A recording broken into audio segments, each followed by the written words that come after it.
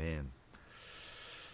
제가 저번에도 말씀드렸지만 여러분 우리가 이스라엘 왕들 중에 이스라엘 여기서 왕은 뭐 남유다 북이스라엘 왕 다 통틀어서 말씀드리는 겁니다.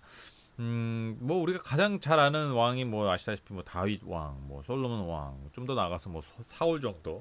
그 뭐 더 좀 알면 뭐 히스기야 왕, 뭐 이렇게 뭐 아실 수 있는데, 근데 저는 그 중에서 우리가 참 잘 기억해야 되는 왕이 제가 아합 왕이라고 말씀드렸습니다. 더 말씀드리면 아합 왕과 그의 아내 이세벨, 부정적인 의미로 참 유명한 두 사람이죠.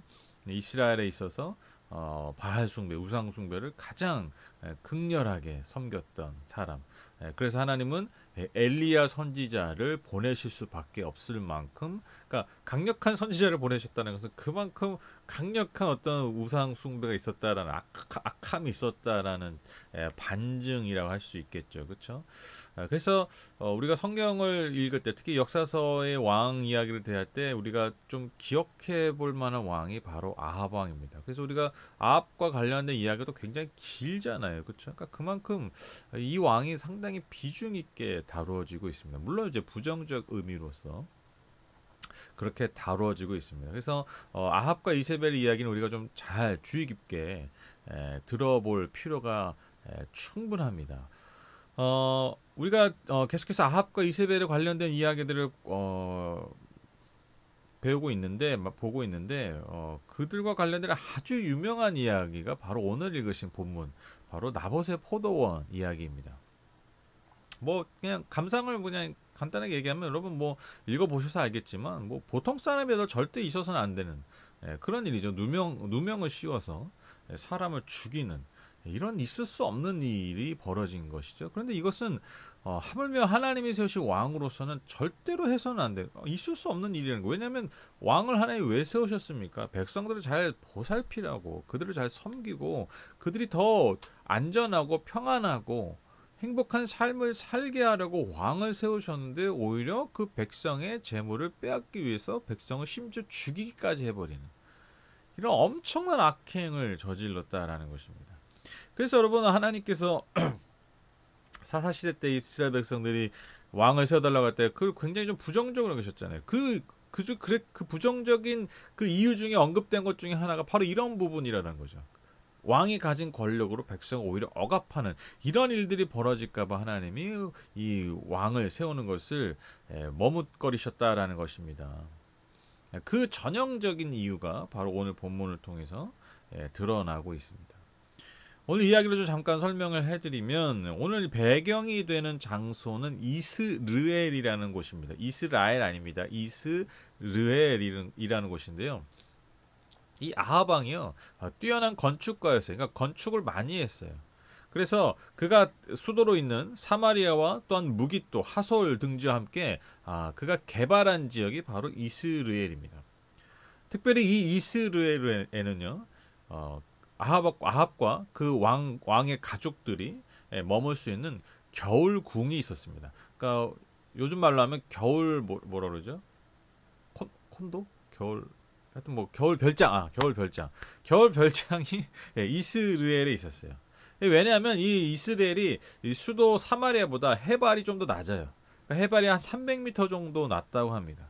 그러니까 여러분, 해발이 당연히 낮으니까 높을수록 춥잖아요. 그러니까 수도보다 훨씬 좀 따뜻하게 겨울을 보낼 수 있었기 때문에 이스라엘이 아합에게 있어서 겨울궁으로 사용되고 있었다라는 것이죠. 근데 바로 이곳에 나봇이라는 사람의 포도원이 있었는데, 그 포도원의 위치가 어디였냐면 바로 이 아합의 겨울궁 바로 근처에 있었던 것 같아요.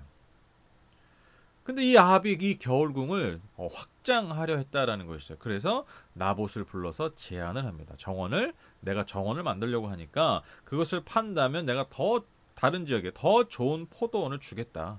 아니면 내가 그냥 돈으로 계산해서 너에게 그 값을 치러 주겠다라고 제안을 하죠. 그러나 나봇은 이 제안을 즉각적으로 거절합니다.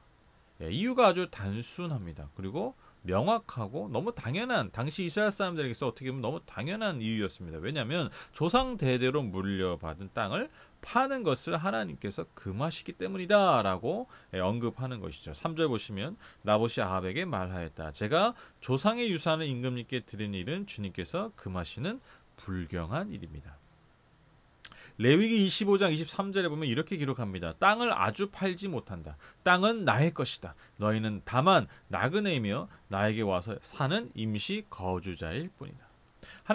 하나님께서 온 땅의 주인이시기 때문에 하나님께서 선물로 주신 그 자손들에게 주신 각 지파에 주신 그 기업이죠. 그 땅은요, 오직 그 지파 사람들만 물려 받을 수 있었어요. 매매가 금지가 됐습니다. 여러분, 레위기 우리가 율법 배우신 분들 아시겠지만 이스라엘 백성들에게 땅의 매매는 금지됐어요. 그런데 물론 어떻게 살다 보면 너무 극심한 어떤 가난과 어려움에 빠질 때 땅을 팔 수도 있었죠. 근데 희년이나 또 고엘 제도 같은 그러한 제도를 통해서 결국 원주인에게 돌아오게 만드셨어요. 그렇죠? 그래서 이 가난이라는 것이 대물림되지 않도록, 그러니까 굉장히 중요한 제도예요. 그러니까 땅이 빼앗겨서 그 빼앗긴 사람의 가난이 대물림되지 않고, 나아가서 부를 축적하는 사람이 그 부를 끝없이 축적하는 것을 방지하는 제도가 여러분 희년 제도, 또 고엘 제도 같은 그러한 제도였다라는 것이죠. 그러니까 하나님이 이 백성들에게 너무 좋은 제도를 주셨는데, 그래서 여러분 이스라엘 백성이라면 자신의 땅을, 조상들이 받은 땅을 판다는 것은요, 생각할 수 없는 일이었다는 거예요. 근데 제가 볼 때는 이 당시에 우상 숭배가 횡행했기 때문에 뭐 땅을 매매하고 파는 일들이 굉장히 많았을 거예요. 그런데 나봇이라는 사람은 그 중에서 하나님의 뜻, 그 율법을 준수하는 자였다라는 것입니다. 근데 여러분 보시면 알겠지만 아합은요, 뭐 이런 거 전혀 중요하게 생각하지 않아요. 그렇죠? 뭐 율법의 개념조차 없는 것처럼 보여요. 그렇죠?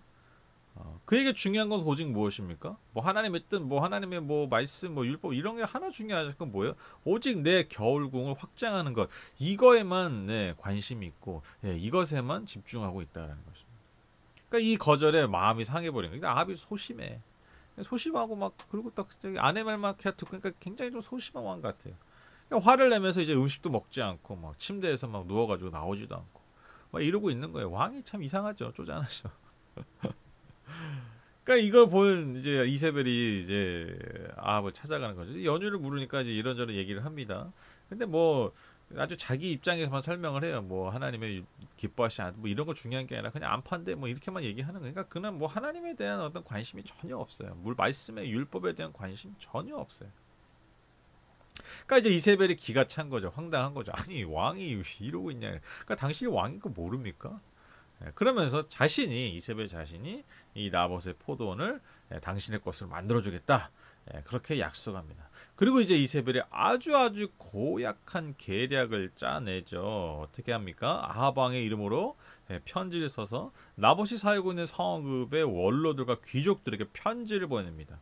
왕의 어떤 옥새로 찍은, 그러니까 왕의 권위를 가진 문서를 보내는 거죠. 그 편지의 내용이 뭐냐면, 그 지역에 그 성읍에 금식을 선포하고 나봇을 잡아서 백성들 가운데 높이 앉게 하라는 거예요. 그리고 나서 건달 두 사람을 통해서 그가 하나님과 왕을 저주했다고 증언하게 하라는 거예요. 거짓 증언이죠. 그렇죠?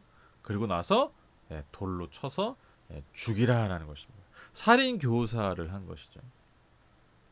근데요, 저는요, 이게 이 자체로도 참 끔찍하잖아요. 그렇죠?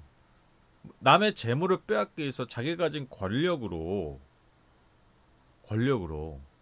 사람들을 동원해서 사람을 죽이는 거예요. 여러분, 이 자체로만으로도 얼마나 끔찍하고 악합니까? 그런데요, 제가 이 이야기를 읽다가, 제가 이번에 이제 어제 이제 이 이야기를 이렇게 읽고 묵상하다가 제가 정말 소름 끼치도록 깜짝 놀란 게 있어요.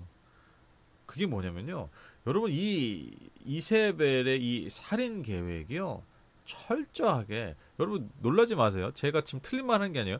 철저하게 뭐에 기반하고 있냐면 율법에 기반하고 있어요. 하나님의 말씀에 기반하고 있어요. 레위기 24장 14절에 보면, 나 주를 저주하는 말을 한 그를 너는 진 바깥으로 끌어내라. 나에게 저주하는 말을 들은 사람들이 모두 그자의 머리 위에 손을 얹은 다음에 온 회중은 그를 돌로 쳐라.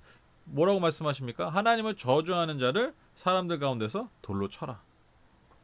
근데 지금 이세벨이 이가 하나님 모욕했다, 그렇게 얘기하잖아요. 또 출애굽기 20장 28절 보시면, 너희는 하나님께 욕되는 말을 하거나 너희 백성의 지도자를 저주하지 못한다. 그러니까 하나님을 저주하고 하나님을 욕되게 하고 백성의 지도자를 저주하고 욕되게 하는 것을 동급을 보신다는 얘기예요. 같이 심판을 받는다라는 거죠. 그러니까 지금 나봇의 죄목이 뭡니까? 하나님과 아합 왕을 저주했다라는 거예요. 모독했다라는 거예요.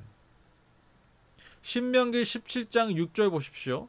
그런데 사람을 죽일 때에는 한 사람의 증언만으로는 죽일 수 없으며 두세 사람의 증언이 있어야 합니다. 제가 왜 이세벨의 살인 계획이 철저하게 율법에 기반되어 있다고 말씀드린 게 이제 이해가 되시죠? 죄목, 그를 벌한 죄목, 그리고 벌한 방법, 그 과정들 다 철저하게 어떻게 기반하고 있어요? 뭐에 기반하고 있어요? 예, 율법의 절차대로 말씀의 뜻대로 진행되고 있는 거예요. 기가 막히지 않으세요? 제가 진짜 제가 깜짝 놀랐어요. 그냥 막 죽인 게 아니에요. 그냥 권력으로 막 죽인 게 아니에요. 당시 이스라엘 백성들이 너무나 잘 알고 있는 그 율법에 기초하여 기반하여 속된 말로 빼도 박도 못하게 누구나 다 인정할 수밖에 없는 방법과 모습으로 모양으로 나봇을 죽였다라는 거예요. 그러니까 여러분 이세벨이요 이방인이지만 율법을 모르는 게 아니에요. 근데 여러분 아시죠? 사기꾼이 뭘 더 잘 알아요? 예, 법을 더 잘 알아요. 법을 더 잘 알아서 법을 잘 지키는 게 아니라 법을 잘 이용하려고 법을 잘하는 거죠. 그게 사기꾼이잖아요. 그게 나쁜 놈들이잖아요. 나쁜 놈들이 법 더 잘한다니까요. 마치 이세벨이 이와 같다는 것이죠. 율법을 이용해서 하나님의 말씀을 이용해서 말씀에 하나님 우리에게 말씀 주신 의미가 뭡니까? 사람을 살리고 영혼을 살리는 것에 있는 것인데 오히려 그 율법을 가지고 사람을 나봇을 죽여버린 거예요. 저는 아마 하나님이 보시기에 하나님의 입장에서 볼 때 이러한 장면이 가장 역겨울 것 같아요. 가장 인간을 지으실 것을 후회하셨을 것 같아요. 이게 하나님한테는 어울리는 표현이 아닌데 제가 느끼기에 여러분 이런 모습을 보실 때 저는 하나님으로서 자괴감을 느끼실 것 같아요. 하나님한테 자괴감 어울리는 표현은 아닌데 비유하자면 하나님도 자괴감을 느낄 정도의 모습이 아닌가. 내가 사람을 살리고 나와 좋은 교제를 나누자고 주신 편지 그 말씀을 가지고 사람을 죽이는 문서로 만들어버려요. 여러분 아시다시피 이세벨은 10계명을 정면으로 위반해버리죠. 살인하지 말고 또 계명 중에 이웃에 대하여 거짓 증언하지 말라는 이 10계명이 있지 않습니까? 그것을 아주 정면으로 어겨버리는 것이죠. 무엇을 위해서요? 네, 그 자신의 권력 노름, 자신들의 욕망, 왕의 품위를 유지하고 왕의 욕망을 채우는 것을 위해서 하나님의 말씀을 정면으로 위배하고 사람을 너무나 손쉽게 죽여버리는. 결국 여러분 이 계략대로 나봇과 그의 가족이 몰살을 당합니다. 그러니까 그 포도원이 붕 뜨는 거죠. 그래서 그것을 아합의 소유. 그러니까 아합이 이게 이제 다 처리했다니까 아합이 이제 마지막 16절에 그거 보러 간다. 진짜 왕으로서 자격이 없죠, 자격. 이게 오늘 이야기입니다. 여러분 이게 설명을 드리니까 더 기가 차시죠, 그렇죠? 저는 오늘 이제 본문을 어제 이제 묵상하면서 무슨 생각이 들었냐면 딱 뭐가 이렇게 보였냐면 두 가지 모습이 보이는 거예요. 두 가지 모습. 어떤 두 가지 모습이냐? 하나님의 말씀을 대하는 그 율법을 대하는 두 가지 모습이 보이더라고요. 첫 번째로 아합입니다. 여러분 아합은요 하나님의 말씀에 대해서 율법에서 어떻게 반응했습니까? 철저한 무관심. 관심이 없어요. 전혀 관심이 없어요. 우리가 지금까지 아합 이야기 이렇게 보시면 알겠지만 여러분 아합은요 뭐 하나님에 대한 어떤 기본적인 감각 자체가 없는 인간 같아요. 그런 게 느껴져요. 그냥 그때그때 필요할 때마다 그냥 뭐 종교적인 뭐 반응을 하고 뭐 그냥 이세벨 시키는 대로 하고 그냥 그 왕권을 유지하고 자신의 어떤 힘과 권력과 욕망을 유지하기 위해서 채우기 위해서 뭐 그렇게 그냥 사는. 그러니까 하나님이 세우신 왕인데 하나님의 백성인데도 불구하고 하나님에 대한 하나님의 말씀에 대한 관심이 전혀 없어요. 철저한 무관심. 그런 인간으로 보여요. 오늘도 나봇이 하나님의 말씀 때문에 하나님의 뜻 때문에 팔지 못한다고 했지만요. 여러분 그는요 그것에 대해서 하나도 귀 기울이지 않아요. 고민조차 안 해. 아, 이게 하나님 뭐 전혀 그런 모습이 없어. 오직 자신의 욕망과 만족을 위해서 그 땅을 차지하고 싶은 이 욕망에 충실한, 내 내면의 음성, 내 내면의 말에 충실한, 내 주변의 말에는 다 충실하지만 오직 하나님의 말씀에는 철저하게 무관심한 그런 인간의 전형을 보여주는 게 바로 아합이라는 거죠. 두 번째로 또 하나님의 말씀에 대한 반응, 모습이 있는데 그게 이세벨이죠. 여러분, 이세벨이 어떻게 하나님의 말씀을 대합니까? 철저하게 말씀을 오용하고 악용하죠. 그렇죠? 이세벨은요, 어떻게 보면 율법에 관심이 있었던 것 같아요. 그렇죠? 왜? 그것을 잘 이용하잖아요. 관심이 없는데 그 내용을 어떻게 알겠어요? 그는요, 오히려 이방인이지만 왕인 이스라엘 백성이었던 왕인 아합 왕보다 율법을 더 잘 알았어요. 관심이 있었어요. 그러나 그 율법 안에 담긴 그 하나님의 마음과 뜻에는요, 전혀 관심을 들이지 않고 그것을 받아들이려고 한 게 아니라, 그것대로 반응하려고 한 것이 아니라 철저하게 그 말씀을 자신의 권력과 자신의 욕망을 위해서 철저하게 오용하고 악용하는 데 썼다라는 것입니다. 그러니까 하나님의 마음과 뜻을 잘 받아들여서 그 율법에 순종하고 잘 사는 것이 아니라 오히려 역설적으로 하나님의 말씀으로 하나님이 좋아하시는 일을 하는 것이 아니라 하나님의 말씀으로 하나님이 가장 싫어하시는 일을 했다라는 거예요. 여러분, 이 역설이 굉장하지 않습니까?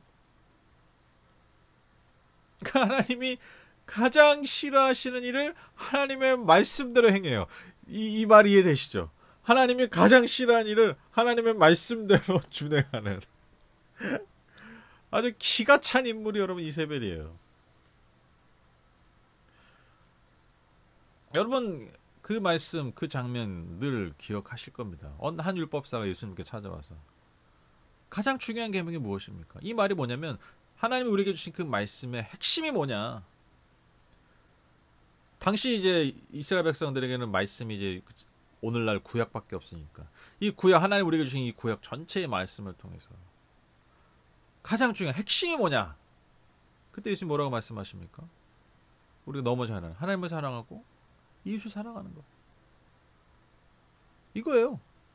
근데 이거 뭐 구약만이 아니죠. 신약 전체 다 우리가 보고 있는, 우리가 듣고 있는 그 말씀. 그래서 그 말씀에 기초한 신앙생활, 교회생활, 우리의 그리스도인들의 삶의 모습, 여러분 그 핵심이 뭡니까? 하나님을 사랑하고 이웃을 사랑하는 거예요. 즉 하나님의 말씀, 우리에게 주신 그 하나님의 말씀은요, 그것을 왜 우리에게 주셨냐면, 그 계명들을 왜 우리에게 주셨냐면, 그 수많은 이야기들을 왜 우리에게 주셨냐면, 잠언, 시편, 그 모든 말씀들을 왜 우리에게 주셨냐면, 이 말씀을 통해서 우리가 더 하나님을 사랑하고 이웃을 섬기고 사랑하라고, 살리라고 우리에게 주셨다라는 거예요. 우리가 그렇기 때문에 존재합니다. 왜 예수 그리스도를 통해서 우리를 구원하셨습니까? 하나님을 더 사랑하라고 해요. 이웃을 더 잘 섬기라고 우리에게 구원을 주셨어요. 예수 그리스도의 피값으로 산 그 생명을 주셨다라는 거예요. 이거밖에 없어요. 결론은 그 모든 계명을 통해서 하나님을 사랑하고 이웃을 사랑하라고 그 말씀을 주셨는데, 여러분 이세벨은요, 똑같은 하나님의 말씀, 그 율법을 가지고 하나님을 사랑한 것이 아니라 하나님을 모독했고요, 이웃을 사랑한 것이 아니라 이웃을 죽여버렸어요. 하나님 사랑, 이웃 사랑을 실천한 것이 아니라 하나님 모독, 이웃 죽임을 실천했다. 여러분 이게 여러분 이게 설명이 되십니까? 이게? 제가 그런 생각이 들더라고요. 이게 내가 만약에 진짜 하나님이라면, 내가 하나님은, 저는 이제 이게 그냥 수천 년이 지난 독자의 입장으로 제가 오늘 말씀을 보잖아요. 신앙의 입장으로 이렇게 보잖아요. 그런데 내가 만약에 이 이야기를 정말 내가 하나님이라는 존재로서 내가 이 상황을 본다면 정말 가장 큰 모멸감이 들 것 같아요. 하나님 입장에서 가장 큰 모멸감. 그러니까 제가 나를 얼마나 무시하고 나를 얼마나 가짠게 여기면 내가 한 말을 가지고 어떻게 반대로 해버리지? 내가 가장 싫어하는 일을 하지? 창조주로서 자괴감이 들지 않으셨을까? 그렇지 않으실까요?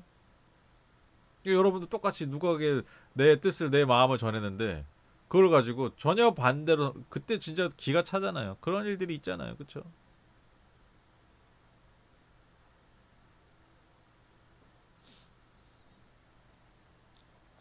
옛날에 저희 그 부모님 세대들이, 제가 이제 학생 때, 그때 이제 막 컴퓨터, 개인용 컴퓨터들이 막 보급이 막 될 때예요. 예. 그때 다 부모님들 무슨 마음으로 우리 자녀들에게 컴퓨터 사주셨습니까? 예, 공부하라고, 컴퓨터 공부, 컴퓨터 다 잘 알아야 되니까 컴퓨터 공부하고, 뭐 컴퓨터로 또 공부하고 막 그런 프로그램들이 있었잖아요. 그러니까 뭐 컴퓨터 애들 뭐 이걸로 컴퓨터로 다 그런 마음으로 사주셨어요. 근데 여러분, 모든 자녀들이 컴퓨터를 뭐 하는 데 썼습니까? 게임하는 데 쓰잖아요.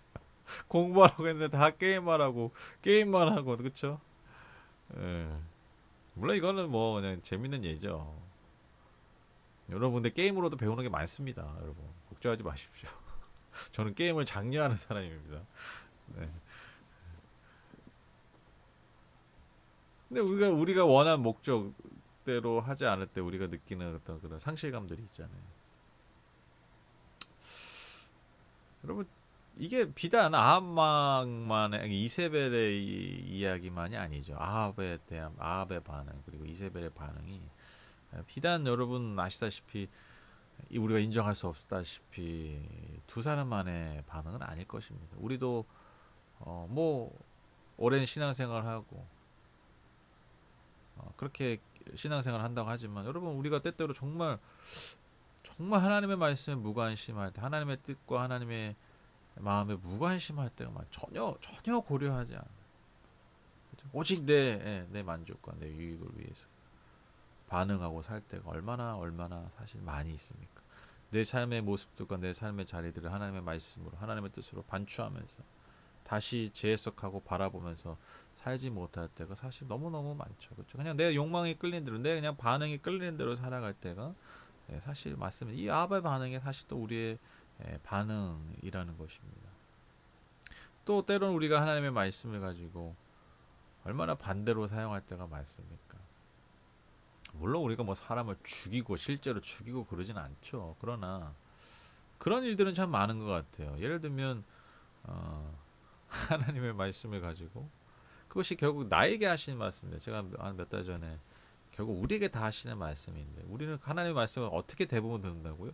쟤한테 하는 말로 자꾸만 듣는 거예요. 미래에 나한테 하는 말로만 들어요. 지금은 아니야. 내가 아니야. 너 아니면 나중에. 우리 항상 말씀을 이렇게 들을 때가 많죠. 그렇죠? 네, 그러다 보니까요, 말씀을 듣고 내가 아니라 남을 향해 들으니까 항상 어떻게 하는 거예요? 내 안에서 뭐가 일어나는 거예요? 역설적으로 여러분, 말씀을 통해서 남을 정죄하게 돼요. 그렇죠?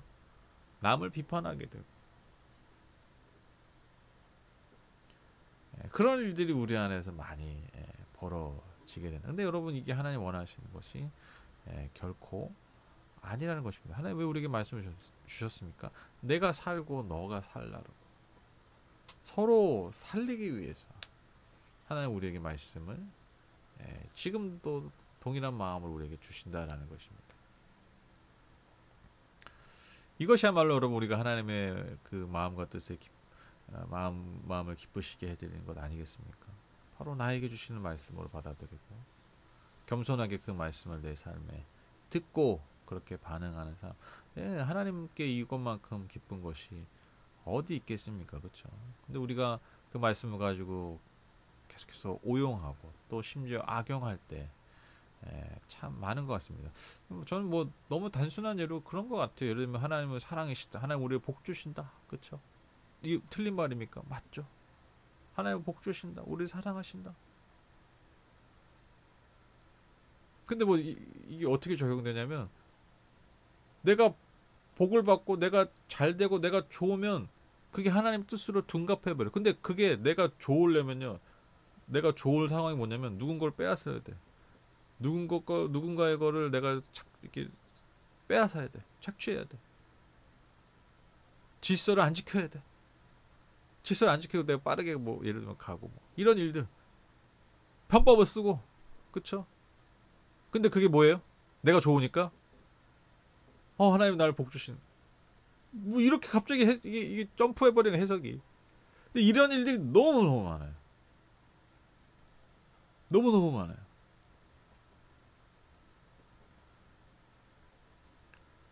그게 제가 뭐 너무 단순한 예인데 너무 단순한 예인데 뭐 예를 들면 아주 주차하기 어려운 지역에 가서 이제 주차를 하잖아요. 이게 주차장인데 막 너무 주차하기가 어려워. 이게 막 주차를 하러 가는데 자리가 딱 비는 거예요. 그 내가 이제 걸로 가는데 나보다 조금 늦게 누가 와요. 근데 내가 이제 그 자리에 대기 위해서 없는 주차를 더 빨리 재빨리 해버리는 거죠. 그리고 나서 제 안에서 무슨 말이 가끔 튀어나오냐면 말하기 참 부끄러운데 하나님 감사합니다. 하나님 감사합니다. 가끔 이제 그런 모습 보면서 그런 모습을 이제 직면을 하는 거예요. 이게 하나님께 감사할 일인가? 저 사람도 급하고 나도 급한데 정말 간발의 차로 내가 먼저 들어가가지고 그걸 차지한 다음에 하나님 감사합니다. 역시 하나님 날 도와주셨어. 이게 한번 생각해 볼 필요가 있어. 근데 우리가 이런 식으로 너무 많이 적용해요. 나한테 유익이 있으면 그게 하나님의 뜻인 거예요. 근데 그 하나님의 뜻이다라는 그 말 통해서 여러분 많은 사람의 마음을 심령을 상하게 하고 죽일 수 있다라는 거예요. 심지어 그 삶을 무너뜨리기도 하는. 이게 막 크게 얘기하면요 더 많아요. 제가 아주 사소한 걸 말씀드린 거예요.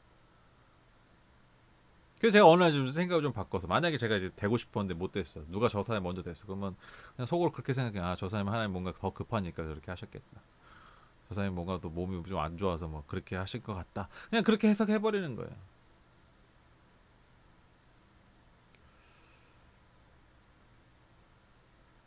얼마 전에 그 며칠 전인가 뭐 어떤 아주 유명한 연예인은 아닌데 어떤 한 연예인이 가족과 함께 어린 자녀들과 함께 무슨 식당에 가서 밥을 먹었는데 관광지에서. 근데 이제 그거 인증샷을 이렇게 사진을 올렸는데 알고 보니까 거기가 노키즈존이에요. 노키즈존. 그러니까 아이들은 절대 데려갈 수 없는 거. 그 성인만 갈 수 있는. 그래서 누가 이제 비판한 거죠. 거기는 노키즈존인데 연예인만 그래서 일반인 금지 구역이냐? 아이들 금지 구역인 줄 알았더니 일반인 금지 구역이냐? 막 이렇게 비판을 하고 그래서 이제 좀 안 좋은 일이 벌어졌는데 이제 제가 그분이 아주 뭐 기독교 방송에도 자주 나오는 그런 연예인이거든요. 꼭 그분을 비판하고 싶은 게 아니라 저는 그렇게 생각해요. 많은 그리스도인들이 저는 그렇게 반응하지 않았을까요? 노키즈존인데 갈 수가 있었어. 식당에. 그래서 속으로 그러지 않았을까요? 하나님 감사합니다. 노키즈존인데 저희 가족이 이렇게 좋은 시간 보낼 수 있게 해주셔서 너무 감사해요. 역시 하나님 은혜. 역시 하나님 우리 사랑하셔. 역시 하나님 우리 복 주시는 분이야. 노키즈존인데 우리가 밥을 먹었어. 이거 하나님 하시는 거예요. 이거 하나님 하실 수 있는 거예요. 제가 약간 희화한 건데 여러분 우리가 이렇게 말씀을 하나님의 뜻을 적용할 때가 많지 않을까요? 저만 그런다고요? 알 수가 있나 지금? 네, 지금 표정들을 볼 수가 없어가지고. 그렇죠, 맞아요. 제 얘기예요.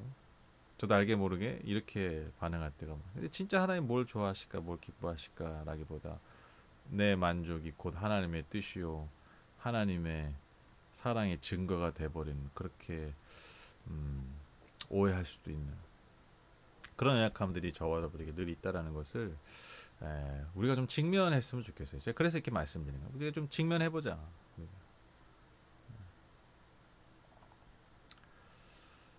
이 지점에서 저는 역시나 우리 예수 그리스도, 우리 주 대신 예수 그리스도가 생각이 났습니다. 여러분 그분 어떻게 그 말씀에 반응하셨습니까? 하나님의 말씀을 늘 기뻐하시고 즐거워하셨죠. 그렇죠? 주님의 말씀을 듣는 것을 즐거워하셨고요. 순종도 즐거이 하셨습니다. 그리고 무엇보다도 하나님 예수 그리스도는 하나님의 말씀을 가지고 하나님을 더 깊이 사랑하고 이웃을 살리며 사랑하시는데 하나님의 말씀을 사용하셨습니다. 우리가 그 복음서를 통해서 수많은 접하는 이야기 바로 이것을 증명하신 거예요. 하나님의 말씀을 어떻게 듣고 어떻게 너희 가운데 행해야 하는지, 하나님이 너에게 주신 말씀을 통해서 하나님을 더 사랑하느냐, 하나님이 너에게 주신 그 말씀의 뜻을 통하여서 이웃을 더 살리고 사랑하느냐. 여러분, 예수님의 이야기가 다 그 이야기예요. 이 질문에 대한 답이에요. 그냥 기적을 행하셨다 이런 게 아니에요. 왜 기적을 행하셨냐는 거예요. 하나님을 더 깊이 사랑하고 이웃을 더 사랑하기 위해서, 이웃을 살리기 위해서 예수님이 그렇게 행하셨다라는 것입니다. 여러분, 말씀을 따르는 삶이 복잡한 게 아니에요. 말씀을 알수록, 수요 성경 강해를 진행하면 할수록 하나님을 더 사랑하게 되는 것입니다. 수요 성경 강해를 더 할수록, 우리가 역사서를 배우면 배울수록 성경이 지식만 쌓이는 것이 아니라 이웃을 품고 이웃을 섬기는 우리의 마음의 품, 영혼의 품이 점점 더 커지는 것. 여러분, 우리가 이것을 소망해야 한다는 것입니다. 이게 말씀의 길이고요, 순종의 길이고요. 믿는 것은 바로 이것이야말로 참된 복된 길이라는 것입니다. 소망하기는 우리 하늘복교의 모든 성도님들, 그리고 우리 교회가 날이 갈수록 하나님을 예배하면 예배할수록, 말씀을 알아가면 알아갈수록 하나님을 더 깊이 사랑하고 이웃을 더 깊이 사랑하며 섬기며 살리는 교회, 그리고 한 분 한 분 다 되시기를 주님의 이름으로 축복합니다.